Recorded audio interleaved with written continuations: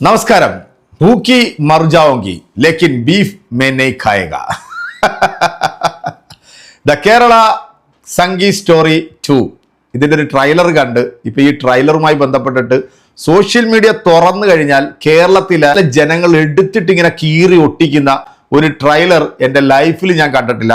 ഇതിന്റെ ഫസ്റ്റ് ഇറങ്ങിയ സമയത്ത് നമ്മളെല്ലാവരും കണ്ടതാണല്ലേ, ഒരു ചേച്ചിയുടെ ഒരു വിങ്ങിപ്പൊട്ടലും തേങ്ങലും ഒരു രക്ഷയില്ലാത്ത കാര്യം. ഇത് റിയൽ സ്റ്റോറി, അതായത് എൻ്റെ ഒരു സുഹൃത്തിൻ്റെ മകൾ കൊണ്ടായിട്ടുള്ള ഒരു അനുഭവം.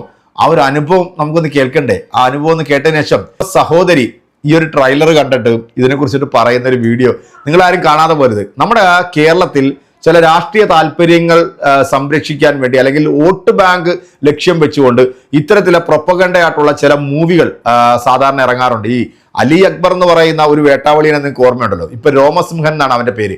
അവൻ പുയ മുതൽ പുഴ വരെ എന്നും പറഞ്ഞുകൊണ്ട് വാര്യംകുന്നത്ത് കുഞ്ഞാമത് ആജിയുടെ ഒരു ജീവചരിത്രം സിനിമയാക്കിയിരുന്നു. അതായത് ഇവിടുത്തെ ഹിന്ദുക്കളെ മുഴുവൻ കൊന്നൊടുക്കുന്ന ഒരു നരാധമനും ബലാസംഗ വീരനൊക്കെ ആയിട്ടാണ് ആ ഒരു സിനിമയിൽ ചിത്രീകരിച്ചത്.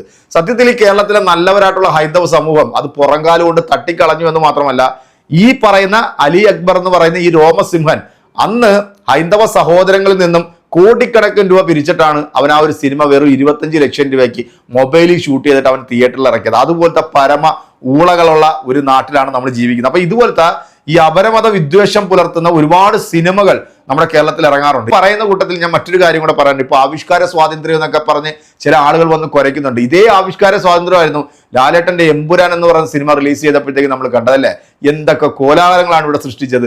ആ സിനിമ തുടങ്ങുമ്പോൾ ആദ്യത്തെ ഒരു 30 മിനിറ്റ് ദ റിയൽ സ്റ്റോറി ഗുജറാത്തിൽ നടത്തിയിട്ടുള്ള വംശഹത്യയെ കുറിച്ചിട്ട് പച്ചയ്ക്ക് ബാബാ ബജ്രംഗി എന്ന് പറയുന്ന ഒരു മനുഷ്യ മൃഗത്തെ അതേപോലെ ചിത്രീകരിച്ചപ്പോഴത്തേക്ക് ഇവന്മാർക്കൊക്കെ ഊത്തലിളകി, ഇവന്മാർക്ക് കുരുപൊട്ടി, ഇവന്മാർ സുപ്രീം കോടതി വരെ ഓടി ആ സിനിമ സ്റ്റേ ചെയ്യാൻ വരെ നോക്കി. എന്നിട്ട് അതിൽ നിന്നുള്ള ചില രംഗങ്ങളും ചില ഡയലോഗുകളൊക്കെ കട്ട് ചെയ്ത് മാറ്റുന്നത് നമ്മൾ കണ്ടു. ജാനകി സ്റ്റേറ്റ് ഓഫ് കേരള എന്ന് പറയുന്ന സുരേഷ് ഗോപി ചേട്ടന്റെ ഒരു സിനിമ വന്നപ്പോഴും അതേ സംഭവങ്ങളാണ് നമ്മൾ കണ്ടത്. പിന്നീട് ഷൈൻ നിഗത്തിന്റെ ഹാൽ എന്ന് പറയുന്ന ഒരു സിനിമയിൽ ബിരിയാണി എന്ന് പറയുന്ന ഒരു വാക്ക് കേട്ടപ്പോൾ തന്നെ ഈ സെൻസർ ബോർഡിലെ സംഘി മാമന്മാർക്കും നല്ല രീതിയിൽ അങ്ങോട്ട് ചൊറിച്ചിലുണ്ടായി. ഇപ്പം ഈ ഒരു സിനിമയ്ക്കകത്ത് ഒരു ഹൈന്ദവ സഹോദരിയുടെ അണ്ണാക്കിലേക്ക് ബീഫ് കുത്തിത്തിരുകുന്ന ആ ഒരു സീൻ കണ്ടിട്ട് ഇവന്മാർക്ക് ഒന്നും തോന്നുന്നില്ല എന്നുള്ളതാണ്. എന്തായാലും നമ്മുടെ ചേച്ചിയുടെ ഒരു കരച്ചിലും നമ്മുടെ ഈ സഹോദരിയുടെ ആ ഒരു മറുപടി ഒന്ന് കേട്ടു നോക്കിക്കോളൂ.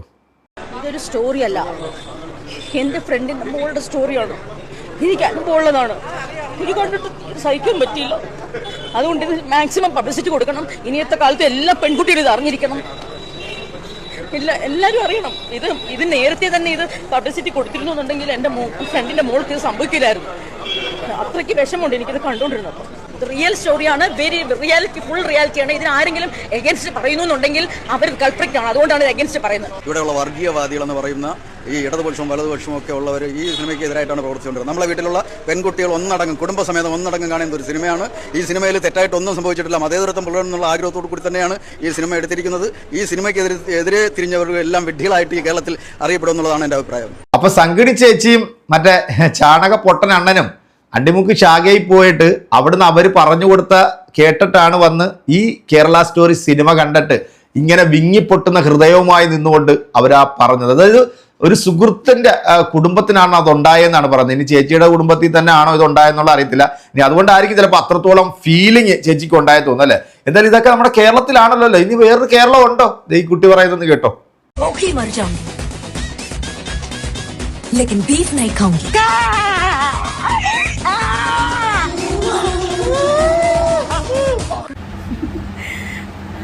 കേരളം ഇത് മാത്രമല്ലേ ഉള്ളൂ, വേറെ ഇല്ലല്ലോ അല്ലേ. സോ എനിക്ക് എൻ്റെ ബെസ്റ്റ് ഫ്രണ്ട് ഉണ്ട് കേട്ടോ, പുള്ളിക്കാരത്തി മുസ്ലിമാണ്. അപ്പോൾ ആളാണെങ്കിൽ ആക്ച്വലി പ്യൂർ വെജാണ്. എന്നാൽ ഞാൻ ചിക്കൻ ബീഫൊക്കെ കഴിക്കും. ഞാൻ ഹിന്ദു, അവളൊക്കെ മുസ്ലിം. അപ്പോൾ ആക്ച്വലി ഞാൻ അവളെ നിർബന്ധിക്കാറുണ്ട്, എടി കഴിച്ചു നോക്ക് നല്ലതാന്ന് പറഞ്ഞിട്ട്. പക്ഷെ ഒരു അവിടെ പോലും അവൾ എന്നെ നിർബന്ധിച്ചിട്ട് അവൾ എന്നോട് നീ നോൺ വെജിന്ന് മാറ്റി വെജാവും എന്ന് പറയാറുണ്ട്. സോ ഇത് നമ്മുടെ കേരളത്തിൽ ഇങ്ങനെയൊക്കെ ഉണ്ടോ? എനിക്ക് തോന്നുന്നു ഇത് ആള് മാറിപ്പോയതാണ്. ഇത് കേരള സ്റ്റോറി അല്ല, ഐ തിങ്ക് ഇത് നോർത്ത് ഇന്ത്യൻ സ്റ്റോറി എന്താണെന്ന് തോന്നുന്നു. ഇതാണ് ദ റിയൽ കേരള സ്റ്റോറി. ഇതാണ് കേരളത്തിലെ സ്റ്റോറി. പക്ഷെ നിങ്ങൾ കാണിക്കുന്നത് അത് സംഘി സ്റ്റോറിയാണ്. എനിക്ക് തോന്നുന്നു ഉത്തരേന്ത്യയിൽ പോലും ഇങ്ങനൊരു സംഭവം ഉണ്ടാകാൻ സാധ്യതയില്ല. കാരണം അവിടെ ചുമ്മാങ്കിലും ബീഫിന്റെ പേരിൽ ആൾക്കാരെയൊക്കെ തല്ലിക്കൊല്ലുന്നതാണ് നമ്മൾ സാധാരണ കേൾക്കാറും കാണാറും ഉള്ളതല്ലേ. അപ്പൊ എന്തായാലും അവിടെ ഇത് നടക്കത്തില്ല.